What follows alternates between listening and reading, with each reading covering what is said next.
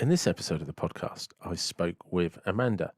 Now, originally, there were several reasons why I was going to speak with Amanda, and we kind of just went off in a tangent and just actually had a chat about all things, predominantly Salisbury. It was a lot of laughs. I had a great chat. Really, really enjoyed talking to her.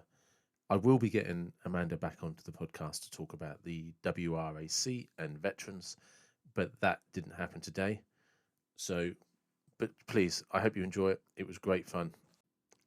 And I hope you enjoyed listening as much as I enjoyed talking.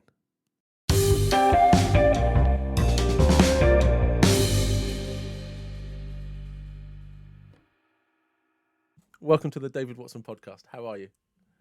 I'm very good, David. Thank you for inviting me along to this. This is very exciting. It is. Thank you. No, thank you very much. It's my absolute pleasure. And just to give people some reference, I literally just cut you off talking because you were about to tell me about Wiltshire Council, which is one of your roles that I wanted to talk to you about. So please, now that I've interrupted you, could you start again? Yes, well, I mean, I work for Wiltshire Council, have done for the last 3 years as a development officer. And what we were talking about is about sort of being, self-employed and how things lead to things and things like that. So my previous passion, it's still a passion, is about training and being a conduit to get the best out of people or their businesses. Yeah. And when this particular role came up, it was, oh, that sounds rather nice. But the story I was going to explain is that every single day we all have an opportunity to either sell ourselves or a service or whatever it is. And I was in a supermarket over in Andover many years ago, getting ready to go and visit a large health company that are over there. And the lady in front was sort of putting her trolley bits and bobs out, and she said, "Oh, you've got some nice stuff." And I said, "Oh, well, I've got some biscuits and a bunch of flowers. I'm off to visit somebody." And the conversation was, "What do you do?" I said, "Well, I have a company and I train people to use computers." And da-da-da. From that, she had just got a laptop. She needed some training. I gave her my card. We went our separate ways. I got a telephone call and I did a couple of hours training with her. So you never know where or what an opportunity might suddenly go boom. Yeah. So And it is, and I mean, the reason we were kind of segueing down that avenue is because I was talking about how podcasts encouraged me to get over the cold calling fear of actually you're just going to talk to a person you'd never met before, a stranger, and just start a conversation. And mm, you do it the best way by asking them about themselves and demonstrating interest and showing interest and asking them how they are, what they do, and it encourages you to listen, you know. And and it's one of those things that we tend to forget about. I am the mad lady that walks through Salisbury. If I see somebody who's looking a little bit lost, I'll go up to them. If you can remember when we used to have visitors and we all used to be able to mix, that's. yes, But if yes. I see someone pondering, I'll go up and say, "Are you geographically challenged?" And and you'll see them. Sorry, and normally the wife, if it's a couple, normally the wife goes, "Yes, he's lost." But it starts a conversation. It does, yeah. Well, I'm looking for so right, fabulous, and then they go, "Oh no." Because I'll say to them, "Well, yes, you might be going there, but you need to look at this. And have you tried this coffee shop, or have you been to this restaurant?"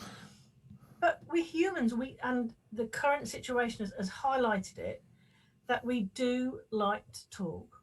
Yeah. Now, whether we face to face or at that cold call, as you say, it's a conversation. How's your day going? Oh, tell me what you do. And the shoulders will lower, and people will become softer, generally speaking. And we mustn't forget how to communicate with each other. Yeah, you're right. And it's not only in recent times is it a skill just because of the situation we're in that is we're losing because people are becoming just because of the regulations, it's impossible not to be more tribal because you're not actually allowed outside your own house, and you're not allowed to. I think you can, well, you can mix with certain people under certain circumstances, And I work in care, so I'm quite fortunate that it hasn't had the same impact on me. So I still Mm, see lots of people, but then I see people or chat with friends who haven't been out for months, and they almost have lost complete concept of what's going on the outside world because of, especially if they're yeah. getting their shopping delivered as well. Someone's Mm, like, so when was the last time you've been out? ooh, oh, ooh. Christmas Eve when we were still allowed, and you're like, Yes. hang on a second, you realise, oh yeah, but I don't want to risk anything, and you just like, and they're cutting you off because they don't want to go out, they don't want to do this, they don't want to do that because they're afraid, they are worried, and rightly so. But we're losing that connection of face to face contact, and it's Yes. being done more and more over social media or emails, and it's not enough. And it was No. getting awkward before COVID, because of things like social media and misunderstandings. And, Yes. if somebody wasn't holding up the same flag as you, well, they're scum. I hope they die. And, Yeah. do you know what I mean? So we were losing that ability already. And it's going to be an interesting, if we ever come out of a lockdown, how we're going to reintegrate. It is. I remember many years ago, I probably was, which is quite a few years ago actually, before decimalisation. So I was probably about three or four. We'd moved from Cornwall up to Yorkshire because my father's job. House wasn't ready, so we were staying, lucky enough to stay in a hotel, Oh, nice. and which is quite good. Apparently, I couldn't actually read the menu, but I'd hold this menu up, which was 15 times bigger than me, and say, "I'll have scampi and a glass of asti," because that was the thing to do. And it was like, you can have the scampi, but you can't have the asti. But I remember my father quite Shame. clearly saying when we had a gathering, because one Easter the family came up to us before the house was done, and my father turning to me and saying, "You need to make polite conversation." Yeah, As a 4-year-old, I'm thinking I could talk about Pink Ted, who's still with me. He's a mature teddy bear. I could talk to them about my bicycle, and I remember sitting there thinking, what am I going to do? But he had quite a valid point, and on reflection, it's quite good because if you start them young, you know, absolutely. you've got to do that. You can't sit there, and there's a lot of people. I suppose I can't say because I don't have children, but give them a colouring book and tell them to shut up. Yeah, but you can't go through life with a colouring book and tell them to shut up. You've got to engage. You've got to have a Absolutely. conversation. And and I know that the world is sharper, or maybe we're aware of the nastier things nowadays. But again, the mad woman going into Salisbury, I look at people and say good morning Yeah, when I walk past them, because that person could be having a real day, and they might think, well, she's a bit potty, but it's made me smile. that We've got to carry on talking. there is. I think a lot of people don't understand that as well. It's if you reach out to somebody just randomly, especially if they're Mm. having a bad day and they feel isolated, and because isolated is really a very posh way of saying they feel alone. They feel Mm. that no one cares. They feel that no one can see them. Yes. And sometimes when you just reach out to somebody and just say, good morning, or, oh, what magazine are you reading? Is it Yeah. interesting? They suddenly will open up. They'll talk. They'll feel appreciated. It's Mm. one of the highest in psychology and stuff. It's one of the things they talk about, that contact with others is one of the most important social skills for our own well-being. Mm. And we are, like you said, I remember, I'm not quite, I don't think I was pre-decimalisation. I was born in 74. So Oh my goodness. Oh. um, it's not, but back then, like the 70s and the 80s and even the 90s, kind of one of the things that was always exciting about going on a road trip somewhere, if you were on a bus or a train or getting on a plane or getting on a ferry somewhere, is you knew you were going to talk to random strangers because you were Yes. expected to. If you were sitting next to me, it'd be considered rude. I remember, I can't remember when it first happened, but do you remember when Sony Walkmans came out?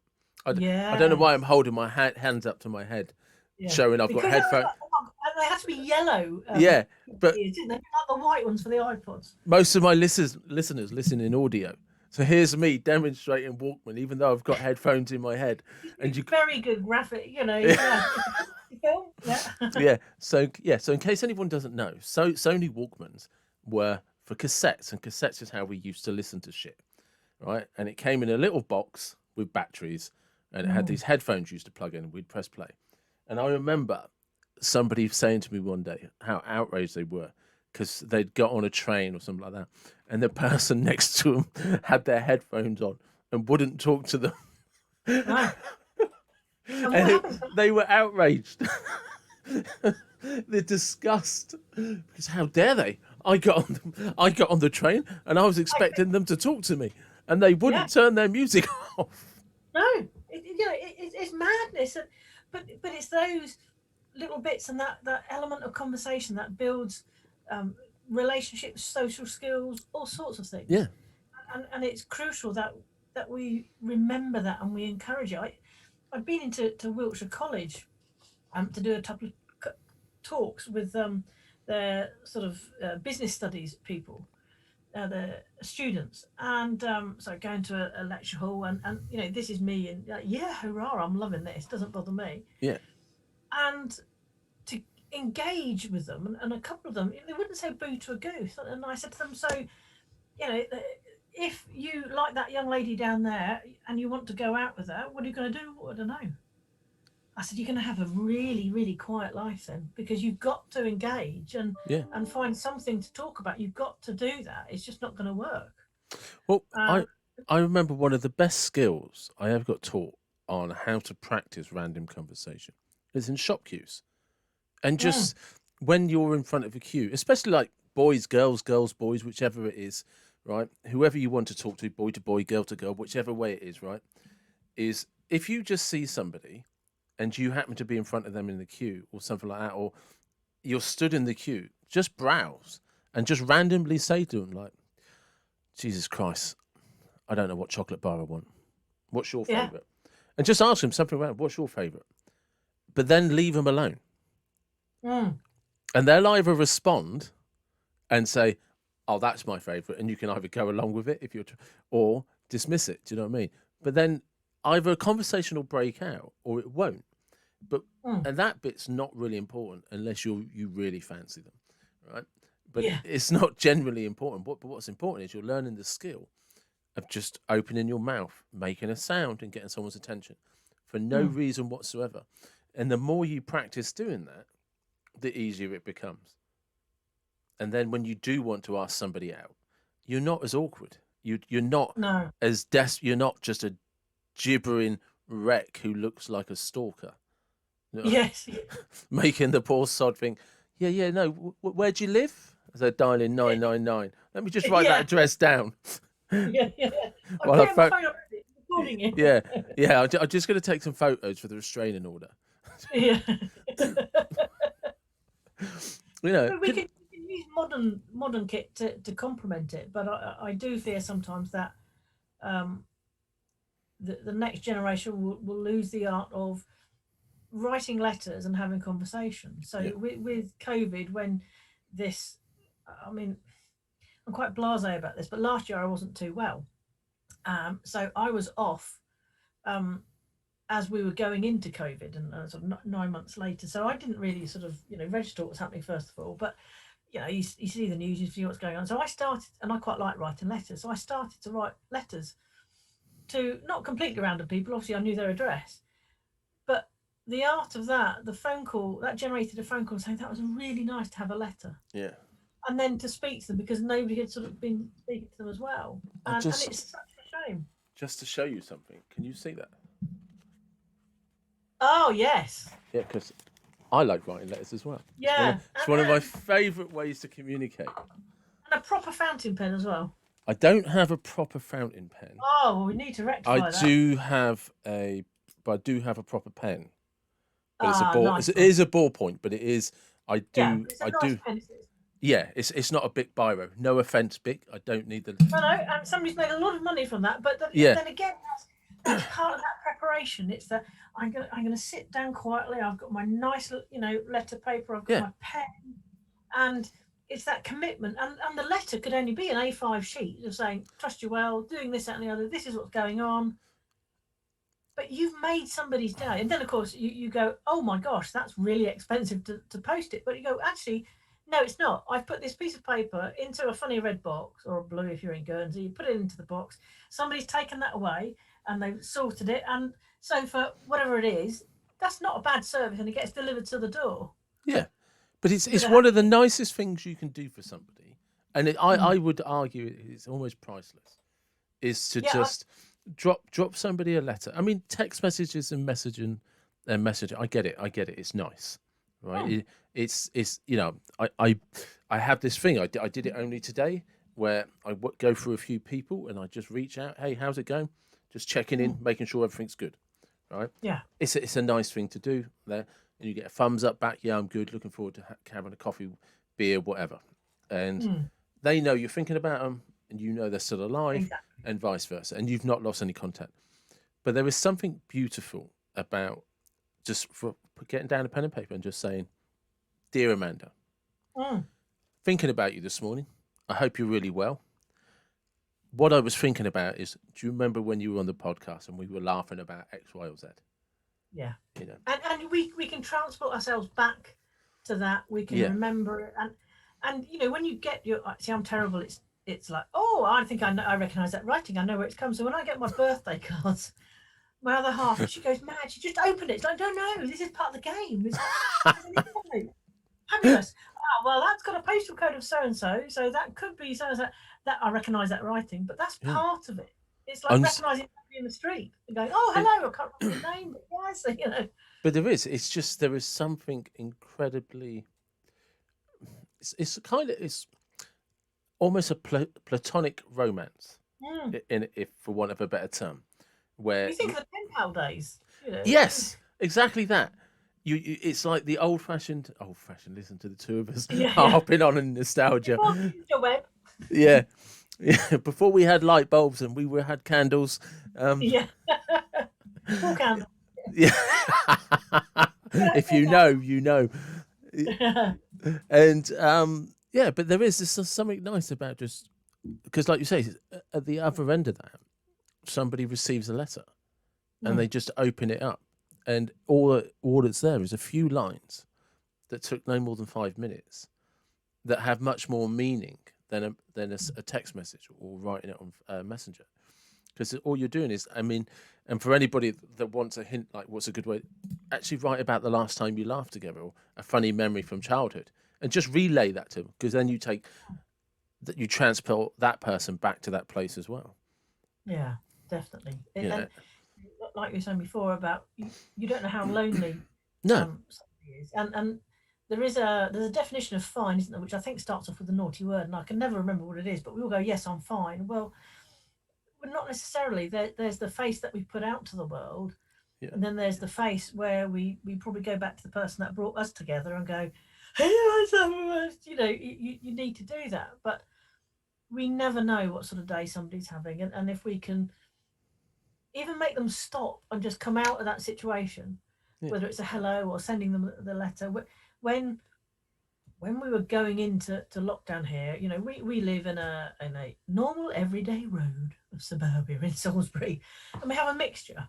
And in our particular section, there's probably, I think it's about 20 houses along a little bit, and occasionally you see people, and so I dropped a physical piece of paper through the door saying, look, we're obviously going to go into a lockdown scenario. There's something on here. Why don't we set up a WhatsApp group so if somebody needs something, we can support each other? hmm, Um, but in the meantime, while we can still sort of socialise, why don't we just poke our heads outside on a Saturday evening about 18:30 and just go cheers, make sure everybody's fine. And I thought this could go one or two ways, and it's that bossy bird again. She's out there. Now, there's neighbours that we had instigated a summer barbecue, which part of my sorriness was like, oh my God, we're having a street party. This is awful. But the human part, we thought, this is really quite good fun. So anyway, the long and the short of it came together and everybody said, that's a really good idea. So through that, at 18:30 on a Saturday, it wasn't just when we all could, a hello. We got to the stage that we were often out there for an hour and a half. yeah, So our most elderly neighbour, who isn't on the telephone, but we all keep an eye on, he would come out and sit on his wall, and he'd be plied with. We did offer him tea or coffee, but we were all drinking sort of beer, wine, or whatever. So he'd have a glass of something, and neighbours that we'd only ever just gone hello, we came down, and then we went into our major lockdown, and they said, we're really missing this. So then with the WhatsApp group, those that are on there, we would take a picture and go cheers. yeah, There's another example of, do you know what, we humans, as you say, maybe we are tribal for the right and wrong reasons or whatever, but we need human contact. yeah. We Make do. somebody's day and say hello. That's it. And I can promise anyone listening to this, if you just get out pen and paper, send somebody a letter, and they'll Mm. receive it, fingers crossed, in a few days. And if they're feeling lonely, that will break everything for them. That was because they will hold that. They will literally, it's tangible. It will be in their fingers and they will feel it. They will smell the paper. And someone has taken the time to put pen to ink, pen to paper. Well, it's the same combination. It is, yeah. And we'll realise that somebody's actually given them some thought, is actually thinking about them. And it's something that they can pin to the fridge, something they can put in a special box, but it will make somebody feel incredibly special. Well, David, I bet that you've got maybe a birthday card or a note that somebody sent to you when you were a sproglet knee high to a grasshopper that you've kept.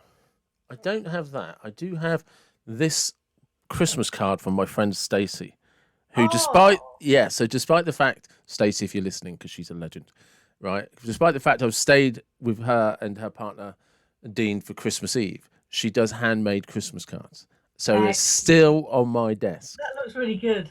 Oh, she's a legend. It's even got little like glitter. You can see the sort of diamond things glittering away. With the sparkle there. Yeah, you see, it's got everything. And she spent hours doing things like that for Christmas. And actually, as I look up, I've got I can see a birthday card for my 30th birthday. So that was a few years ago. And somebody, it was a handmade birthday card. Do you know what I mean? Yeah, so you're right. Actually, as I was saying, no, I'm looking around. It's like, Jesus Christ, you've got loads of clutter. You see, clutter is comfort. You see, I say that, but then I need to have a clear out every thought. That's it. As I'm looking around, but you're right. There's these sentimental tokens that I have right in front of me that I see daily, because somebody took the time to make something and write a message in there. Exactly. And every time I look up at that and I see that, I realise how much how lucky I am that there's people that think highly of me, and I'm very blessed because of it. And that's the importance. We need to be reminded of that as well, don't we?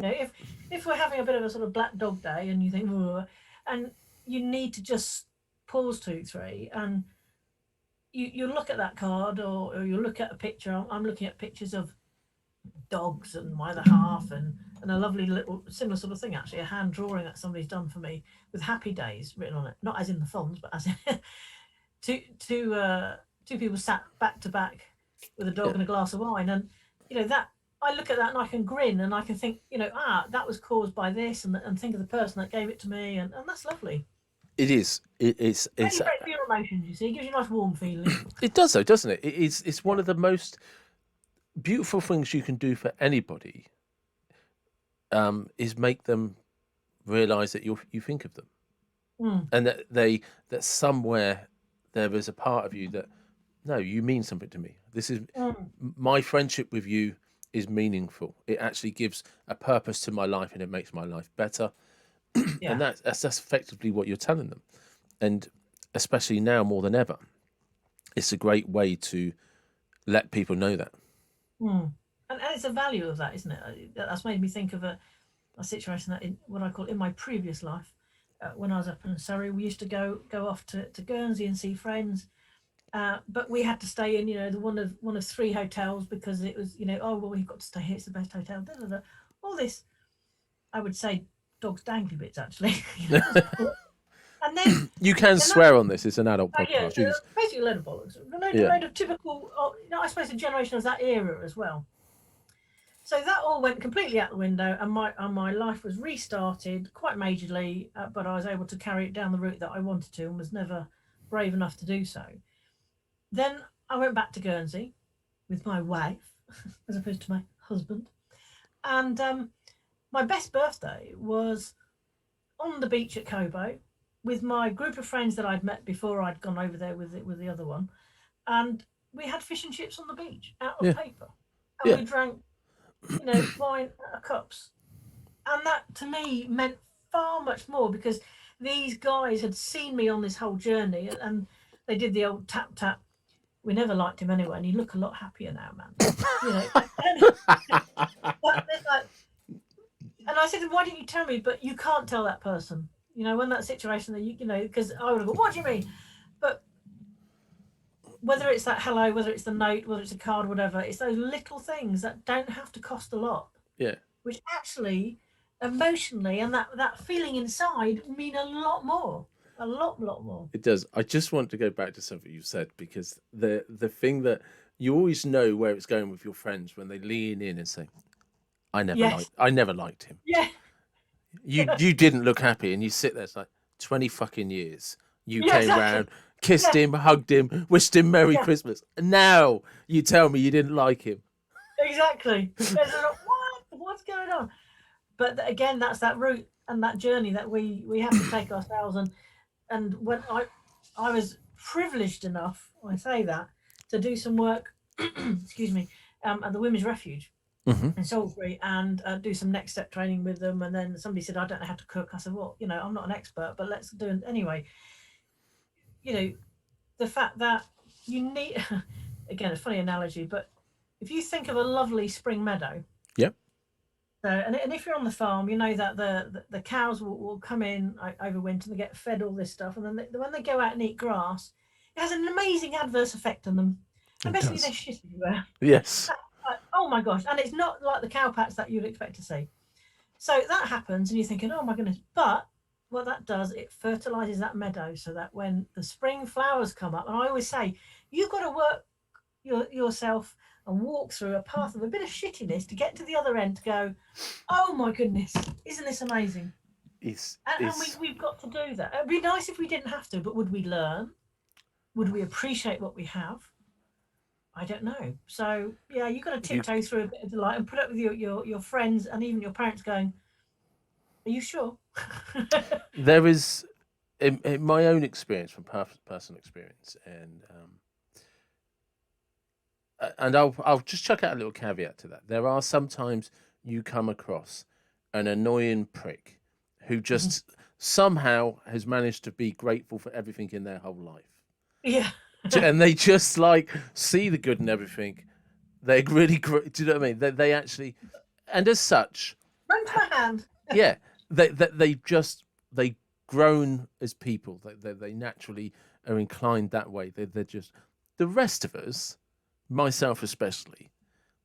The best lessons I ever had were the ones where I tripped over, landed flat on my nose, broke my nose, knocked my front teeth out, got kicked in the nuts. Yeah, do you know what I mean? And I made a complete catastrophe of my life Mm, and of my own doing. But then, after the sulks end, and a few years mm, later, and you find yourself, not so timid, and things are rebuilding, and friendships are still around. You mm. find out who some of your friends really are, and Yeah. sometimes the best surprises are people you didn't realize actually thought a lot of you, have Mm, actually covered your back and do think a lot of you, and you, oh right, I didn't actually never liked you, so I'm really surprised. But I like you now, and and like I was saying, you end up with handmade Christmas cards, which seem mm, completely nonchalant in a way. Do you know what I mean? Like, well, what does it matter? But those dark days I've had, because I never had the ability to appreciate something so beautiful and mm. genuinely feel how beautiful it is, and be able to touch, emotionally connect with somebody in that way, that when a friend says, I like making Christmas cards, that's my thing, and I'm Mm. sending you one, and you realize how much joy they had in doing it, how important it was to them, and but all of those things, and you were the one I was thinking about. I want you to Exactly. have it. And you're like, fuck, Yeah. that person actually thinks really highly of me, which can be a Yes. surprise because I've been a right arse in my life, and and you don't always make it easy for people. So I've, like I said, there's some people who just stroll through life and always have that appreciation, and have always found it. But the rest of us sometimes actually have to have some dark places, and Yeah. come up against things where we didn't have the courage to do what we really wanted to do. Like I was Mm, talking to you before this, part of doing the podcast was plucking up the courage to do the podcast. mm. It was, and God bless Caroline, who Yeah. came on, connected the two of us, and and it pushed me forward. And Mm. like you say, is that analogy is brilliant, because actually sometimes life is shit, but the trick is to navigate it in such a way that when that is happening, more often than not, there's not much you can do about it. It's got to No. ride its time out. But it's afterwards when you get to sit back and think, yeah, but what's happening now is really good. I'm really lucky. I'm really blessed. And yeah, I agree with you entirely. Sometimes those things that we treasure so greatly now, we only have the capacity to treasure Mm. because we just didn't have the capacity to do it before. So maybe No. I'm hoping that the COVID situation will make people realize what they have yeah.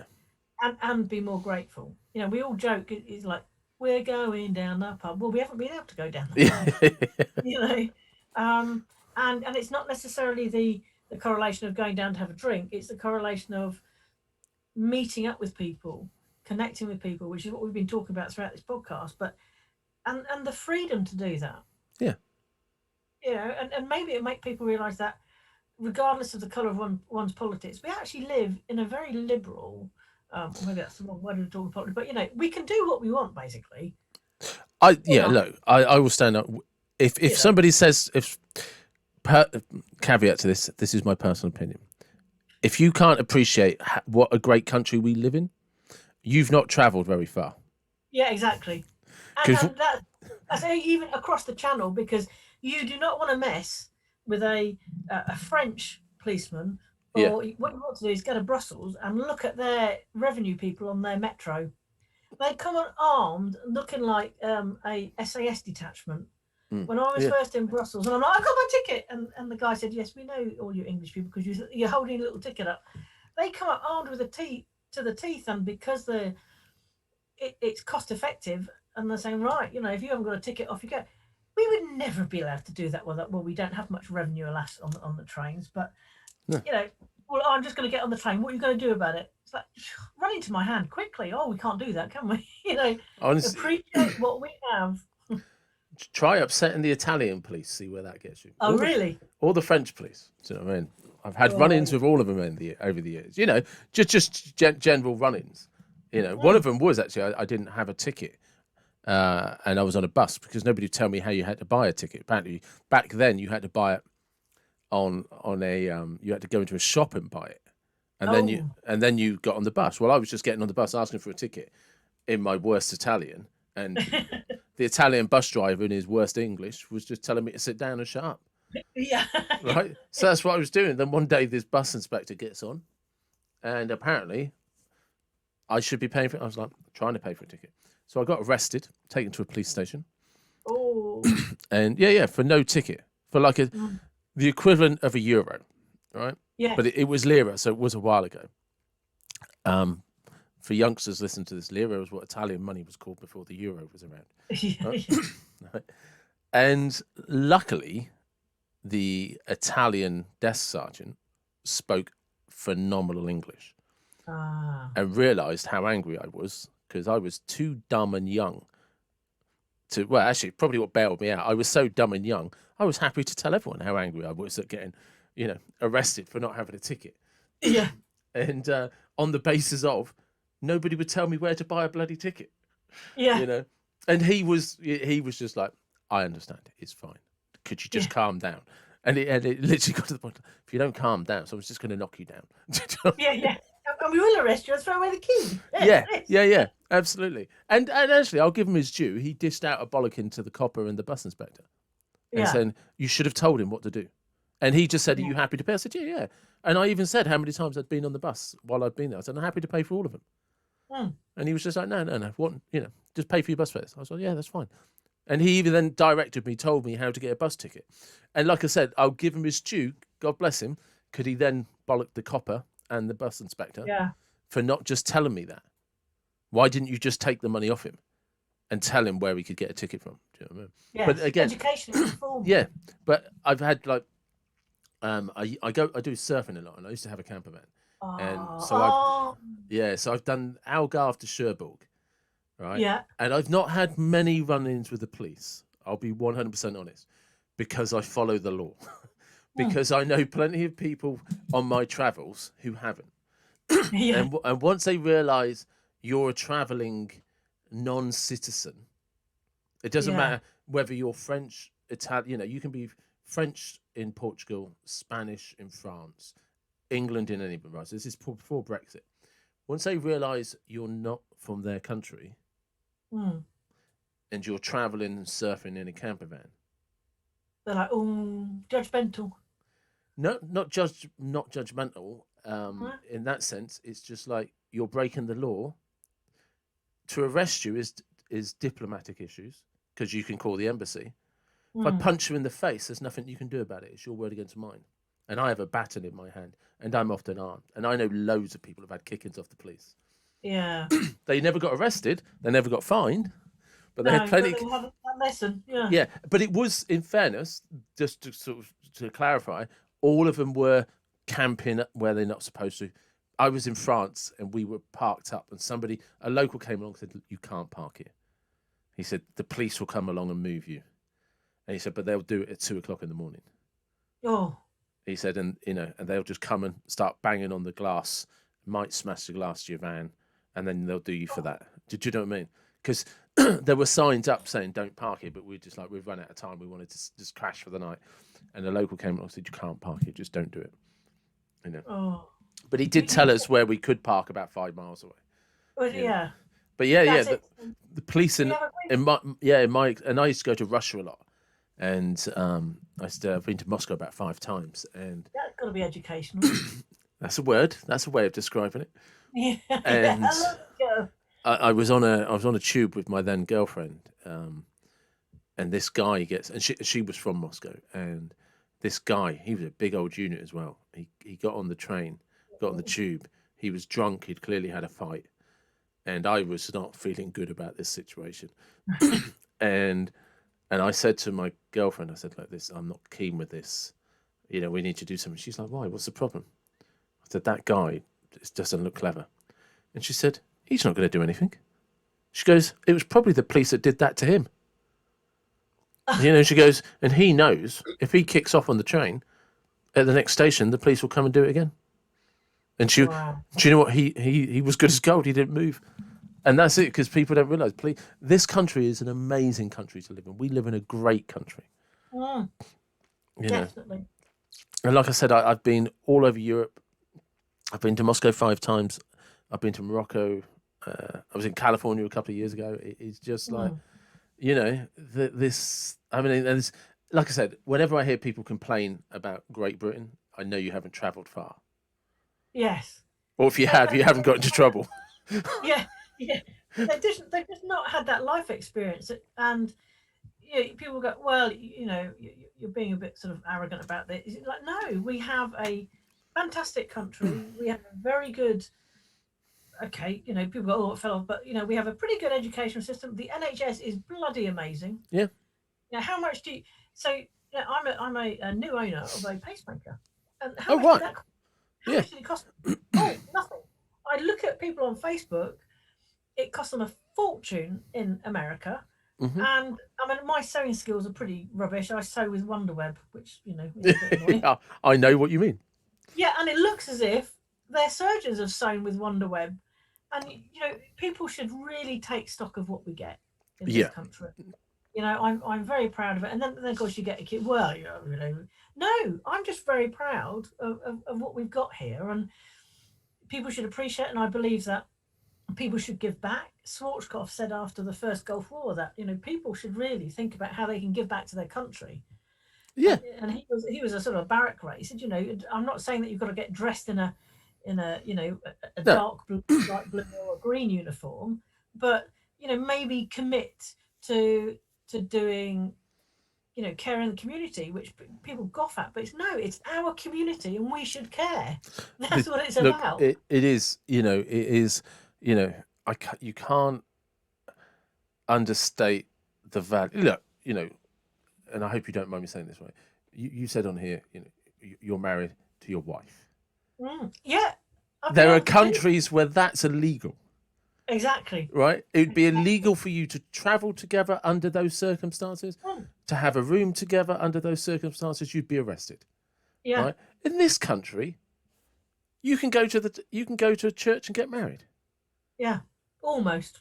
Some churches, but yes, there Yeah, is the option there, and I'm very grateful for it. And and it people are recognised in really, law that you are legal partners. mm, That is phenomenal. We are so damn lucky, yeah, and when, and then that's the beauty of democracy, that people get to say, actually, this is a good thing. We need more of it. and the democracy, the fact that we can. I mean, going to Moscow, I can't make a comment. I've not had the privilege of being there, but we can stand up in the street and we can argue about something, Yeah, but look and at not the think, do you know what they're going to do? Where did they go? Oh well, yeah, don't worry about it. They've gone. You know. look. So here's a flip side to Moscow. When they had the World Cup, Mm. nobody in Moscow was worried about football hooligans. Why was that? Yeah, Right? exactly. And why was there no trouble in Moscow? Because all the football hooligans were just warned. Yeah, You're not in Europe. You yeah, kick off in Moscow, we will kick the shit out of you. yeah. Take you to hospital. When you recover, we'll do it again. Mm.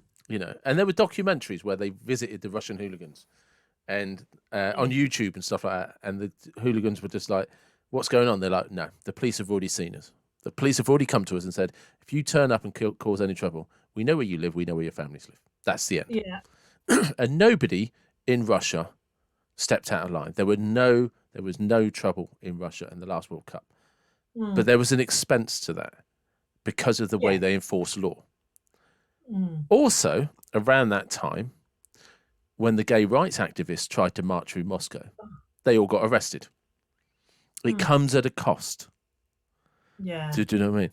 And this is the thing: is you and I can have a public debate, a private debate, whatever, on the rights of whatever we want, Mm. because of we live in this country, because we live in Great Britain, Yeah. and it's people just don't realise the privilege that's afforded, and it shouldn't be a privilege; it should be our rights. Mm. And they are our rights, and the fact that we can advocate for them, advocate against them. But Yes. people just don't realize that the things that we have, look, if you and I go back to our childhoods, right, there was no way you and your wife were getting married. No. There was no way you and your wife were ever going to have, outside the closest circle that you could trust, would there Yeah, be any exactly. acknowledgement that this is the lady that I love. Mm. So Yeah. we're doing all right as a country. That you and I, And who are effectively complete strangers, really, have never actually met in person, no, no. can talk about this and celebrate it this way. But I believe that we would link our arms and and defend others to have that right. We're coming to the end of me being a councillor with Salisbury City Yeah, Council, and um, debate is healthy. And I've always said opposition sounds aggressive to me, but good, healthy conversation, debate. And I remember saying to one of the chaps there, when he stood to be our MP, and I said, I don't agree with your politics, but I would stand and defend your right to stand, that's it. you know, and that's what it should be about. And people tend to forget that, and they get all aggressive and uppity. It's like, no, no, no. We should be grateful that however many and when it comes to Salisbury, I don't believe it should be about politics anyway. It's just that I love my city and I wanted to try and do Yeah, something. But I will defend anybody's right, whether I agree with it or not. But they need to be polite and respect each other's views. yeah. I'm the same. It's like I will respect anybody's right to their opinion, and I don't actually have much care about what your opinion is. Your Mm, right to have it is what you have a right to do, exactly. and I have a Yeah. right to debate it, and a right Mm, to tell you why I think you're a prick, right? yeah. And you don't have to accept my version of why I think you're a prick, right? But the right is there. It is, Exactly. but it's how we go about expressing that. That's always going to be the issue. And again, like you and I were saying, people don't understand that in this country we are so lucky, because you just can't do it in other countries, No. you know. So Or actually, even the female being able to vote. Yeah, I know. People think Yeah, that's the standard across the world. It's not. and when people, oh, I can't be bothered to vote. It's like, if you can't be bothered to vote, then I don't actually think you should have access to the facilities that are available. Now that's a bit extreme, but Australia do that though, don't they? In Australia, it's illegal not to a lot of vote. places it's law to vote. So Yeah. especially with people have thrown themselves under horses. They've done interesting things so that me as a female can vote, Hmm. and I you think back, you had to be a property owner, you had to do this, and no, anybody over the age can vote. Yeah. And they should do. Yeah, Now, whether 100%. they get to grips and understand the true bits and bobs, because, when you're young, you don't necessarily eat mushrooms or cauliflower cheese. When you're a bit older, maybe you do, and you like a bit of Stilton. Yes. Now, your views, your politics will probably change, but that comes back to school as well. Yeah, To have that and be engaged in debating and things like that. And it's quite interesting that certainly I can think of 3 people that were this, up the this, that, and the other, and then they've got to 30. Yeah. They've got a few whiskers on their face, and that's just the women. And they've got some property, and then they've checked satellite delay there. Yeah, but we evolve, and again we have the choice to evolve. We're allowed to do that. We're allowed to change our minds. I But do. please vote, whatever you do. I do wish people would stop voting for parties and vote for your MP. Go and engage with your MP. Oh, Have a chat with your MP and see speak what to the your person. yeah. And if that MP doesn't support Mm. what you want, don't vote for them. Vote for the other person. Find out who does support what you want. And what you'll find out is Okay. all of them have different views and all of them have something in common with you. Mm.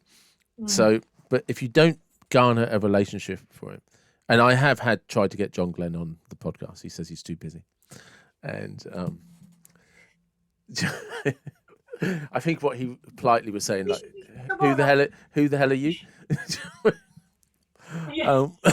I think that's what he. It can be a bit like that. It can be a bit like that. Before I sort of got involved, I wanted to say, oh, actually go and do this and you could see the then agent, this was a good few years ago, who are you? Yeah. Yet on speaking with him, I mean, so we've talked about swearing. So here's a scenario, VAT on female products, sanitary products. Yeah, sure. It's really annoying. So, so the scenario, I really don't believe it. Now, my other half would often see John on the train because she was guard. And she said, this is not, why are we doing this? You don't get VAT and other bit. Anyway, they did their vote. There was a big open day at Salisbury Station. And John was there, and he was the duty guest. And the mayor was there, and all that and the other. And they wanted to show him one of the new engine units. So he's walking through. He sees Fee, and he's like, Fiona. And they're all going, we're going this way. He's like, no. And he spent 10 minutes explaining about VAT on sanitary products to her. But regardless of the politics, he took the time and the trouble to say, this is why, and then went off again. Do we don't have VAT on sanitary products now, though, do we? Not now. No, because say they did a couple. It was what's only recently, isn't it? Like recent years. It was because I remember the first time hearing that. Because obviously I don't have a great deal of knowledge about sanitary. No. Yeah. And I was just, why would you have VAT on sanitary products? It's just like crazy. Is that a luxury item? I don't think it is. But the point I'm making there is about you saying he did take the time. Yeah, he recognised that he knew he was, and like, actually, there's something I need to explain to you. No, and that's the thing, right? So you might not always like his politics, but you can't fault him with that. Whenever I've emailed him about something, I kind of always get the party line, but he does actually, in fairness, always at least respond. Whereas some of them, you don't even get that, unfortunately. Yeah, and I do wish more and more people. In fact, I did a podcast with a guy called Mike Reese, he's applying to become an independent for the police and crime commissioner. Yes, that's where I've got the name. Yeah. Yeah. Really nice guy, ex-police officer. Yeah. Well, really. bingo, you've got it. That's why we need to have people who are getting a bit. Anybody that's going to be part of that needs to have the experience of what he's standing for. Yeah. Not be a barrack rat whose chair is always very warm. Let's leave it at that. Yeah. Well, one of the points he was making is obviously he's an ex-police officer, so he has a greater understanding. Mm, One of his big points is, why does Salisbury not have a police station? Right? When the money was ring yes, fenced for a police station, and yes, also he just doesn't believe that politicians should be allowed to sit in the role. no, but it has been a political role, and I know that That's what he through. said. Yeah, that's what Well, he. it is through a personal connection of somebody who was ex-policeman, gone quite up the food chain, done some interesting things. We'll leave it at that. Was going to stand, and then was then told by the local political party, no, it is a political. We want somebody with that angst, and it's like, Yeah, but hang on a minute, this guy's got all the experience, the understanding, is eloquent, can no, it needs to be political. yeah, and this is what That's faulty. yeah, this is what Mike was saying is it's being used as a political role, Mm. and it's not. It was never intended for that, And he's quite a nice earner as well. is it? I didn't. You know, But maybe we that. want somebody there that is, they know what it's about. Yes, we need a police station. We're getting a bigger city, and we can't rely on the RMPs to come and help us all the time. We need some boots on the ground. So, how did you become a councillor? I It sounds a bit pompous, but I just felt that Salisbury had been really good to me, and I wanted to do it. And it had been talked about a couple of years before I got approached, and then I got approached again, and I said, actually, yes, I'd like to do this. Now, when I did that, you can say that I want to become a counsellor, and then you have a little interview technique and all this that, and the other. And unfortunately, you do have to pin your colours to a particular mast. I mean, I think we are going to get a few more independents for the coming up election, and I don't think that's any bad thing because Mm. it's about our city, and we've got a whole variety of people in the city. That's what we need. So you have an interview, you have a selection process, you then go to be the council. But I was self-employed at the time, and that was good because I had the time. But then I felt that I was actually doing more council work than I was earning a living. Yeah. And then I got an opportunity to board for my job, which was Wiltshire Council, and that has been an interesting fence to sit on. Um, I'm a cuddly sort of individual in the sense that I need a fairly wide fence to sit on. And when you're trying to perch on there, and I do believe that both sides, and a couple of my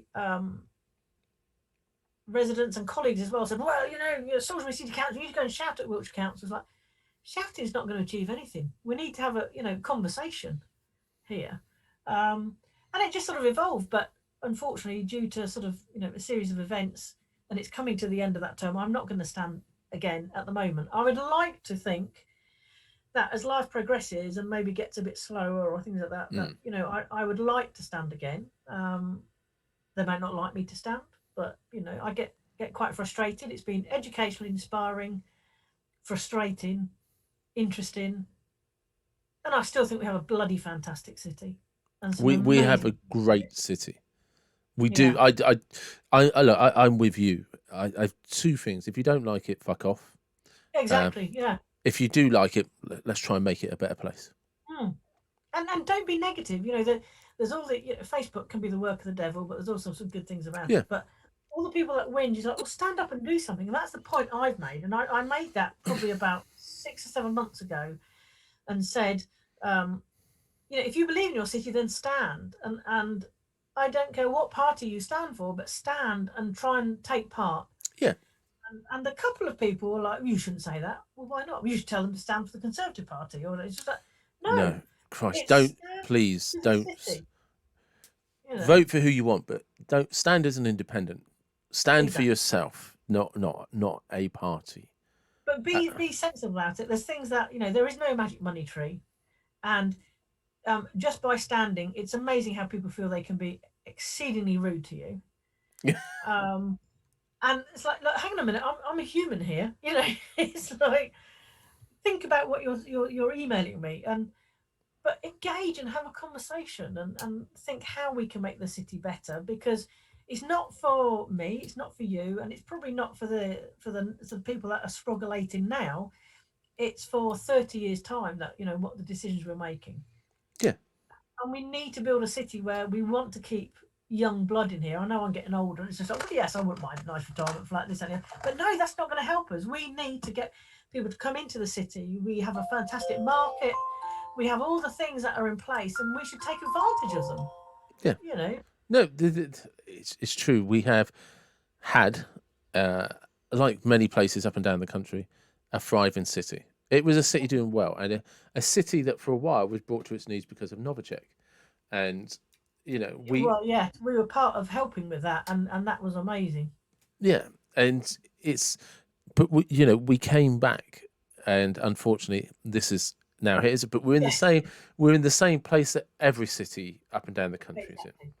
in. So And it's hopefully, how people look at it, isn't it? But, Novichok, there was a situation where it was like, oh my gosh, we've got no control of this. But Novichok and COVID, people and their businesses have amazed me because some people have used it as an excuse, or maybe they've gone, do you know what? I'm getting too old. I'm going to stop. And I completely respect that. Being in yeah, business, I can realise it's hard work. But a lot of other people have gone, oh, okay, I'm going to look at it this way. How can I change? How can I adapt? So we've got people that have started delivery businesses. A couple of the guys on the market are now running 5 or 6 wagons because they're doing a delivery service. yeah. Fantastic. Shout out to Salisbury Butcher Luke. He Yes, he yeah, has he exactly. has a Yeah, delivery business. yeah. There's lots of people that have looked at things, and again, it's coming straight back to how do you look at life and how do you deal with these things. Yeah, Salisbury is vibrant. I love the playhouse and the culture bits and bobs that we have. The pointy building. I'm not over religious, but when it's foggy and I can't see it, I do get a bit worried if I can't see the pointy building. Someone's but stolen it. we have one of the most magnificent cathedrals in the world Mm, right on our doorstep, and it's accessible. mm, You know, they are very open to the public. You can go on the tours. It yeah. has one of the things that drives me nuts that people don't realise. We have one of only 4 Magna Cartas with a royal seal. Yeah, which comes back to what we were talking about, isn't it? It's like, yeah, look what Right, we've done. with so you've started me on something now. I was getting No, ready we to like talk about the that. Go for it. to round up the podcast. Just what I was Yes. going to ask you about the puppy, which I'm still going to do, but we're going to move Okay. right, right. But yeah, so Salisbury City, like folks, right. The reason the Magna, if you don't know your history, the reason the Magna Carta is important, it was kind of the first step where commoners were recognised in law. The right to own land actually is the foundations of the Declaration of Independence and the Constitution, the American Constitution. It formed many of the foundations for the Constitution around the world, where anybody has a form of democracy. The Magna Carta was one of the pivotal turning points for human history. And Mm, there are currently, I think, 16 in existence that survived. But most of them, if I'm correct, 12 of them don't have the royal seal. They have the Chancellor's seal or the Secretary's seal. The mm. one in Salisbury Cathedral, if I remember correctly, has the royal seal. We have one of the 4 originals, which is what makes it That's so how important important. we are. Yes. Salisbury Cathedral also has the world's oldest working clock. Mm. We also have, I've let myself down now. In the Salisbury Market Square, there is a statue to a gentleman whose name I'm sorry I can't forget. Is it Lord Fawcett. Fawcett? Who tremendous work in the women's rights era. At that, he was the guy that started postal savings. Yeah. We would not have savings accounts today if it was not for Fawcett. We also have St. Thomas's Church, which was the church to Yes. Salisbury Cathedral, one of the oldest churches in the world, still being used in daily. And we also have the Red Lion Hotel, which, if I remember correctly, is the oldest working hotel in the world. That's Yeah. never always started as a hotel and it's only been a continuous line of hotel. And it's only changed Mm. families a few times. So just within the grounds of the cathedral, within 100 yards of the cathedral ground, we have some of the most important history in this country. And we are so damn lucky. Exactly. It's beautiful. It's historical. Often, when you live in a city like this, and I suppose because I've only been down here since 2005, and my cheesy line was always "Love brought me to Salisbury," and now I love Salisbury because that's what it That was about. and why You not? know, If there's It- ever an 80s pop lyric, that's it. exactly. That's the one. You know, And you're so right. How many people have actually? I mean, I do go and walk around the cathedral. I've never done an official tour, but I love just pottering around there and just reading everything that's there. Hmm. But we are so lucky, and if we don't have a thriving, and there are some amazing businesses in and around Yeah. Salisbury, having organised the Business of the Year awards. There's some great industry, but again, I don't care what brings somebody into the city No. from wherever you might come, but come, have a look round, enjoy it, embrace it, spend your money, Yeah. bring a picnic if necessary, but And sit and if you enjoy. if you fall in love, meet somebody, fall in love, buy a house, become a counsellor, it's all good. We welcome everybody. We want you all. Yeah, yeah, exactly, exactly. Well, that's one of the without sounding cheesy, it was one of the reasons why, because I've been, you could say it's lucky. I mean, it's down to me, but I just felt that if there was a incy bit that I could give back, then I should try. And that sounds awfully pompous, and it doesn't mean No, to no, come but out of does that. that? I don't think it does sound pompous at all. I think it's one of the most genuine things you could say because Hmm, what's nicer than actually saying that I met somebody from this community, was welcome into this community, so I want to hmm, do something for it. I mean, yeah, is that not the very basis and foundation of what good friends, good family, good being a community citizen. is? Yeah, Yeah, it is. exactly. It's the best reason because my experience, your experience of Salisbury it meant so much to you that you actually Hmm, wanted to become involved in Salisbury. I, exactly. I'm not sure that you could have paid Salisbury a better compliment. Well, we'll give it a go. We'll try and do it again and see what Yeah, else I can yeah. do. So right, Uh, put important stuff now. We've put the world to rights. Puppies. What puppy did you buy? What have you got? Right. So I would make a point saying that this isn't a lockdown puppy. Somebody made a comment on my Facebook page, and I was quite angry about it. Fuck That them. back in October, our nearly 18-year-old Jack Russell, Archie, Oh, he was lovely, absolutely brilliant. Had his father, so there was that connection there. His time had come. I'll leave it at that because I'll get emotional again. yeah. I was So gonna we're say, like, don't. You can't talk to me. We're talking about puppies. I can't talk about so he was bygone like, dogs. we're not going to have another one. We're not going to do this, and it Just lasted till. quickly, rest in peace, Chelsea. Yeah, exactly. Bless him. He's lovely. I'm Yeah, feeling emotional already now. yeah, yeah, yeah. I don't know whether you can see it, but there he is. That was Archie. Oh, what a stunner! He was He's lovely. He was he's lovely. a handsome boy. Yeah. So we couldn't get another Jack because we'd obviously be comparing him. So Yeah, of we got course. ourselves, and also because I knew the lineage from him. So we had to get a dog that we wanted to rescue, and they're like hen's teeth. And Yes, through a recommendation, we've got a border terrier nice. called Teddy. And because of unfortunately all the naughtiness that's around, I haven't actually been putting it on my Facebook page because you just never know. But to say that I'm smitten is an understatement, and he's fitted into the family quite well. Um, Is he going to be? Ah, look at that. so Oh, I just he's. hope that I want to take when he because I've got to wait a whole year before I can take him out on proper walks. But I'm hoping that he's going to like camping, and we're going to go and have some adventures and You don't do a bit stand a chance, do you? He's too good looking. of. You're, He's lovely. Amanda. You're fucked. He's just Yeah. the look of that dog. Then just look it up. You It's, don't. You ain't got a hope in hell. no, no. We are blessed. He is so. I'm not blessed with children, but we are like the neighbours must wonder what's going on because we go, oh my god, he's had a poo all by himself. Taking him Just like outside. nature intended. Exactly. Yes. Who would have thought? But 11 weeks, I think it's pretty cool that he does go outside and do that. Hey, On that note, it's the funny thing. It is this. I don't know. There's just something about dogs. They're just you yeah. know. They just. I don't know. I don't have children either. I've got a Staffordshire Bull Terrier, and I'm much Oh, happier. well, you see, my other half, when Fee and I met, I had Archie, and Fee had Hector. Mm. So a nice chestnut staffy, and I've known staffies before. People get the wrong idea. It's not the dogs; it's the people. And so when we first met, it's like if the dogs don't get on, this isn't going to go anywhere. Yeah. And so when I had my own company, it was called Hector Merriweather because Oh. it was after Hector, and then Merriweather was a lady that I was in business with, her other dog, and Hector was lovely, and the both of them got on like a house on fire, and when Hector passed away, poor old Archie was not happy chappy. You No, know, depressed Jack Russell. no. So Molly's about 8, maybe 9 years old now, Oh, and very. It's, it's a catch-22 story because I'm smitten with her, but yes. the only reason I have her is because her owner died last year. Oh, Yeah, so but she. you're carrying on that, that Oh mantle yeah, then. but it's Yeah. sad because nobody, without kind of getting into the details of it, they didn't want Mm. her.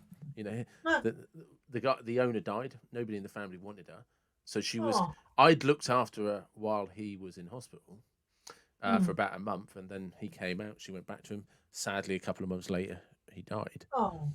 And yeah, kind of nobody wanted her, so they kind of reached out. Well, nobody wanted her. The original owner was aware of this and had already Okay. sort of said, "Well, would you take her?" And I was like, "Yeah," but you've got to try and tone down your excitement because it's like you Yes. don't, you know, because the Well, maybe. circumstances. Well, you know, he he was a friend of my uncle's, and it was just like, look, I'll take her as soon as I can have her. You know what I mean? You know, and yeah, Oh. and effectively she was decreed to me that, and after he died, and a few days later, the family reached out and said, "Could you come and get her, please?" Oh. They didn't want her, and I am over the moon. I am smitten with her, and she's just a snorting, eating, farting machine, and that's fine by me. Yeah. That was Hector. Ah, look at that. I've got to give you a due. You pick some handsome dogs, don't you? That's a good-looking dog. Oh, bless him. He's cute. Yeah, we're Oh fine. no, I can't hear you. Yeah, No, we're they're back. not We're cute. back. They are very. I was going to Back in the say room. that's 3 pictures of 3 different dogs. You picked some good-looking dogs. But look at that. Yeah. He won a place on the dog cross calendar, of which my dog Archie didn't. Gutted. I'll see if I. But I bet you're really enjoying having a staffy because they are so loving and soft. She's my first staffy, and like I Yeah. said, I don't know. Kind of like. So that's a picture I took of her the other day. Can you? I'm not sure. Does that come up okay? Oh yes. Yeah. She's Oh, looking a bit sorry for those herself. are. Yeah. Yeah. It's like, she's she doesn't like, for some reason, as soon as you get the camera out, she's like, "What are you doing? I don't want a camera." I'm trying to see if I have any, oh, it's even Hector and he posed. but that's kind of her favourite position, just lying on top of me sleeping. Oh, that's it. And don't they snore wonderfully? Jesus Or Christ, is she a lady? She doesn't. oh, she snores, farts, The farts eats. as well. Yeah. They look at you and go, and you go, it wasn't me. It was you, love. Can It's you? like, Look. oh, tummy tickle time. Yeah. Yeah. She's listen to you and me talking about dogs like we just had Yeah, kids. that's it. Exactly. It's that sort of thing. It's just, But yeah, I've never but, known a dog eat the way she eats. She just hoovers. It's just yeah. I'm not sure why she even has teeth. Do you know what I mean? It's just Oh, like yeah, it is. Do you know what I mean? And even if it's like that needs chewing because it's so big. No, she'll yeah. just try to swallow it like she's a boa constrictor or something, and then throws it up later. And then kind Yes, of, yeah. and if you don't get to it quick enough, she's mulling over whether she can try and swallow it again. It's like, Yeah, well, yeah, I'm recycling. I'm green. I'll yeah. take it back So again. I'm sure that's still edible. Do you know what I mean? Yes. And let me just try again. And you just like, "Well, it bloody is. Just try chewing it. But no. Yeah. But you can. They don't. No, they don't. So, but that is probably a wonderful place to just stop the podcast. Thank you very much. You've been a star. Thank you very much. Oh no, you've been great. I've really enjoyed this. Thank you. Keep smiling. Keep saying hello to people, and let's just be kind to each other. And that was Amanda. And if you enjoyed this episode of the podcast, please like, subscribe, comment. It all helps and it gets the message out there. Have a great day, guys.